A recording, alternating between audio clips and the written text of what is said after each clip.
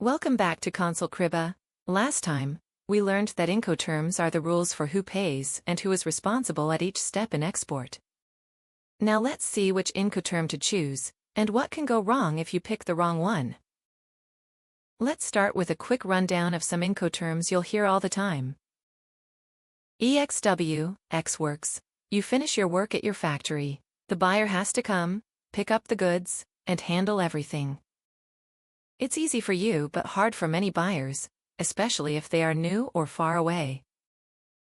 FOB, free on board. You take your goods to the port, clear customs, and load them onto the ship. From there, the buyer takes over. Many Indian exporters like this one. CIF, cost, insurance and freight. You arrange shipping and insurance to the buyer's port. But here's the twist. Risk passes to the buyer when you load the ship, not when it arrives. DAP, delivered at place. You take the goods all the way to the buyer's city, but the buyer pays the import duty. DDP, delivered duty paid. You do everything, even pay import duty and taxes in the buyer's country. The buyer just sits and waits for the goods to arrive at their door. Let's see the reality. A smart exporter in Mumbai wanted to impress a new European customer, so she agreed to DDP, meaning she would pay all costs, even import taxes in Europe. But she didn't know about special European rules for fabric chemicals. Her shipment got stuck in customs, she paid extra fees, lost money, and her buyer was unhappy. Never agree to DDP unless you really know the rules of the other country. A ceramic exporter shipped goods under CIF. There was an accident at sea and things broke. The seller thought, I paid for insurance, so I'm safe. But actually, the insurance claim had to be made by the buyer, and the buyer didn't do it right. Both lost money.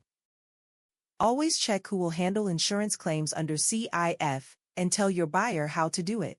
EXW for a new buyer. A new exporter in Coimbatore sold machinery EXW, meaning the buyer had to collect from the factory. But the buyer was slow, didn't pick up the goods on time, and the goods got damaged in the rain. Both blamed each other. EXW can be risky if your buyer isn't experienced. So, how do you pick the right Incoterm? Ask yourself, do you want to manage shipping, or just get goods to the port? How much risk and cost can you handle?